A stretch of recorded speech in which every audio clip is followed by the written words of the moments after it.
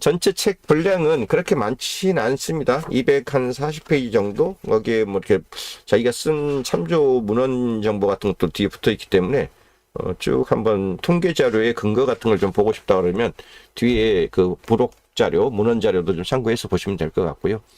아무래도 이게 금융권에서 계셨던 분이라 수치에 대한 그 언급이 굉장히 많습니다. 그래서 이제 오히려 그게 이 책의 장점이기도 하고 또 현실적인 감각을 얻게 만드는 어떤 요소가 되기도 하는 것 같거든요. 쭉 한번 흐름 볼게요. 자, 860만 명의 은퇴 쓰나미, 그들을 주목하라. 이런 게 이제 그 책 그 홍보 문구의 메인 카피로 좀 이렇게 딱 이걸 보통 우리 책띠지라고 그러는데요. 예, 이거 벗기면은 이제 전체 이게 책 표지가 나오는데, 예, 사람들한테 이렇게 눈길을 끌기 위해서 이렇게 홍보 문구 하나를 쓰는데 이 홍보 문구가 이겁니다. 860만 은퇴 쓰나미, 그들을 주목하라. 그래서 전체 내용이 이 60년대생의 이제 의미를 이 책에서는 그 60년부터 69년까지 태어났던 그 10년간 그 태생의 사람들의 그 흐름, 그 사람을 이제 60년대생이라고 일단 지칭을 하고요. 이게 이제 베이비 붐으로 치면 1차 베이비 붐 세대 절반이 들어가고 2차 베이비 붐의 2차 그 절반이 들어가는 그런 구조로 되어 있지만 어떤 그 사회적인 성장 환경상 그 단일 세대로서의 그 정체성과 그 이런 그 동질성이 매우 강하게 만들어진 거대 집단이라고 보는 거거든요. 그 오히려 70년 그 50년대 후반에 태어났던 분하고 70년대 전반에 태어났던 세대하고는 약간 그들이 그 10년 간극을 극복하기 어려운 그 특성 때문에 그 이런 동질성이 좀 떨어지는 반면 그 중간에 10년을 형성하고 있는 딱 그 60년대 세대만큼은 매우 이런 어떤 동질성이 강하다라고 보면서 이제 그들의 특징을 잘라서 보는 겁니다. 그래서 그들의 지금 숫자가 60년대 태어난 숫자만 860만. 그리고 아까 그 얘기했던 50년대 후반과 70년대 초반까지를 합하면 그쪽이 한 또 810만. 이렇게 합해서 거의 한 1600만의 이 시니어 시장이 만들어지고 있다는 걸 이제 전제하고 시작하는 거거든요. 그래서 책은 크게 1부하고 2부로 나뉘어져 있습니다. 일부 60년대생, 그들은 도대체 누구인가? 라는 의미에서 이제 말씀드린 그 60년생부터 69년생의 그 10년간 태어났던 사람들이 어떤 삶을 살았고, 어떤 위기와 그 어떤 그 기회를 겪으면서 어느까지를 성장했는지, 그래서 그들이 현재 왜 차기 남은 그 한 세대 동안, 앞으로 30년 동안 우리 사회의 주역이 또다시 될 수밖에 없는지에 대한 얘기를 그 수치풀이적인 관점에서 명확하게 해줍니다. 그래서 노령화 사회가 된다고 해서 이 사람들이 퇴출되는, 퇴물, 사회에서 퇴물이 되어가지고 변방으로 넘어가는 세대가 아니라 오히려 그 양적 집단과 그들이 갖고 보유한 어떤 자산의 규모로 인해서 오히려 우리 사회 전체의 주력이 될 거라고 보는 거예요. 앞으로 한 세대 동안. 그래서 이제 그동안의 이 노령화 사회에 어떤 보는 관점을 바꿔야 된다라는 이제 그런 문제의식이 상당히 굉장히 그래 설득력 있게 전개되고 있는 쪽이 요 일부 얘기입니다. 그래서 1장, 다 같은 60년생이 아니다. 50대 중반들 25년 동안 근무하고 3분의 2가 자기가 퇴직하리라고 생각도 못한 그 시점에 퇴직을 당하는데 그 이후에 거의 20년을 더 일하고 나서야 실질적으로는 노동일선에서 후퇴한다. 그래서 그 사람들의 어떤 그 실제 생활 그 이 라이프 사이클을 정확하게 숫자로 다시 한번 풀어줍니다. 여기서. 그러다 보니 결과적으로 이들은 아직도 20년, 30년을 더 일할 수 있는 세대고 또 실제로 일을 하고 싶어 하고, 반면에 이제 자기가 전성기에 제1직장에서 누렸던 거에 거의 한 60% 정도의 수익밖에는 못 얻는 그 2차 취업 시장에 이제 그 불완전 취업자로 이렇게 전전하는 이제 그런 현상이 지금 그 노후 상태에서 발생한다는 걸 이제 보여주면서 이런 취업 시장에서 살아남을 수 있는 어떤 생존 전략은 뭘까? 이제 요거에 대한 좀 제안을 잠깐 하고요.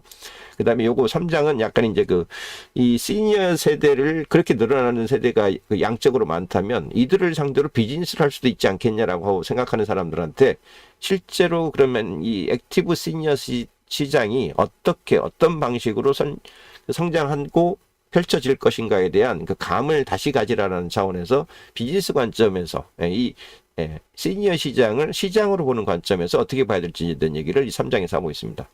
사실 요거 분석만 정확하게 이해를 하셔도 그러면 우리는 무슨 준비를 해야 되겠네? 일자리 관점에서 우리는 어떤 그 경쟁력을 앞으로 갖춰야 되겠네? 그 다음에 비즈니스를 만약 내가 시니어 대상 비즈니스를 한다 그러면 어떤 그 전략을 짜야 되겠네? 라는 그런 인사이트를 요 일부의 내용만 정확하게 해석을 하셔도 거의 가질 수 있어요. 요 2부, 그래서 무엇을 준비하는가는 약간 이제 요런 어떤 전체적인, 사회 전체적인 전망과는 좀 다르게, 그래서 당신이 만약 그 60년대 생이라면, 당신이 지금 노령화 사회에 어떤 초입에 들어와 있는 입장이라면 어떻게 남은 인생을 준비할 것인지를 요러이러한 관점에서 준비를 해봐라 라고 이제 제안을 하는 거예요. 그래서 개인이 자기의 경험치를 가지고 그 금융자산 그 운용 쪽에 오래 계셨기 때문에 이제 그런 흐름에서 주변 사람들 뭐 친구들 얘기 뭐 아니면 자기가 봤던 책 이야기 뭐 이런 거 쫙 들어서 그 자기의 일종의 그 미래 대비책에 대한 그냥 편한 조언, 친구들한테 그 보내는 것 같은 그런 조언들로 이 2부가 준비가 돼 있어요.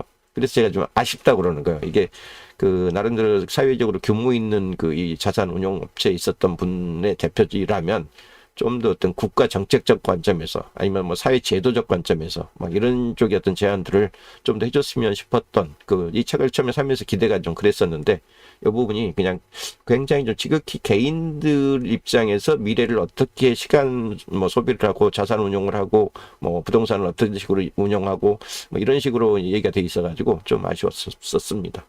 예, 그리고 3부는 그냥 이제 마지막 그 결론 그냥 삼아서 연결한 거예요. 우리는 이런 시대를 살아왔고 앞으로 이런 시대가 펼쳐질 것이므로 이렇게 그 우리만 생각하지 말고 후세대, 청년 세대들도 생각하는 그 사회적 대타협을 한번 전 진지하게 고민해보자. 이러면서 이제 끝이 나는 그런 지금 구조를 갖고 있습니다. 그 이분 누군지 사실 제가 몰랐거든요. 이름은 몇 번 들었던 것 같은데 김경록 전 미래에셋 자산운용의 대표였고요. 이거 신사임당 그 채널에서 이분을 모셔가지고 인터뷰하는 그 영상을 하나 그 챗GPT로 찾아달라고 하니까 이 영상을 제일 빨리 찾아주더라고요. 그래가지고 제목은 부자가 되는 투자법이라고 이제 붙어 있는데 나중에 한번 잠깐 보십시오. 그러니까 목소리 한번 들어보시는 것도 괜찮을 것 같아요. 잠깐 요거 한번 눌러보면 이게 연결이 돼 있나 모르겠다.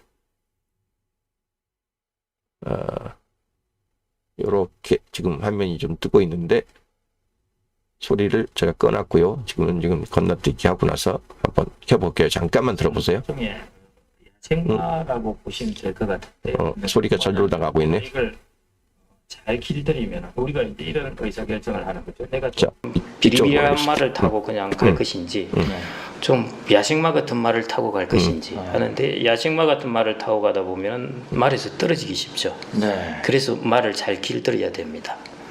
재갈을 물린다든지 그다음에 안장을 안 치고 이런 것들을 하는 것이 이제 투자를 보는 프레임입니다. 그냥 야식마 같은데 들컥 올라타서 내가 투자하겠다 하면은 말이 잘 자, 요 정도 그 느낌만 좀 전달을 하고 싶었어요. 이분이 어떤 스타일의 그 소유자인데 이런 책을 쓰셨나. 그러니까 보면 제가 직접 만나뵌 적이 없기 때문에 저는 이렇게 저자들이 어떤 그 느낌과 문제의식으로 이 책을 썼을까가 이렇게 그 고민이 될 때는 꼭 그분의 그 유튜브 영상이 본인이 만든 거든 아니면 어디 인터뷰해가지고 출연을 한 거든 꼭 몇 편을 좀 찾아보는 편이거든요. 그러면 그분의 어떤 그 인상, 그 다음에 말투, 어투, 그 다음에 이 논리를 전개하는 방식, 이런 걸 들어보면 이 책이 훨씬 잘 읽혀요.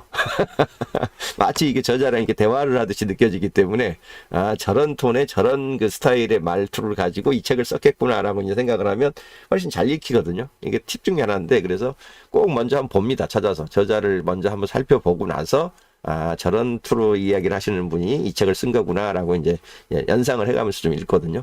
보면 요 책 부분에 이런 표현이 나와요. 주식 투자를 예술의 반열에 올려놓았다고 칭송받는 헝가리 출신의 전설적 투자자 앙드레 코스탈라니가 이렇게 얘기했다. 주식 투자로 돈을 버는 방법은 주식을 사고 나서 감옥에 가는 것이다.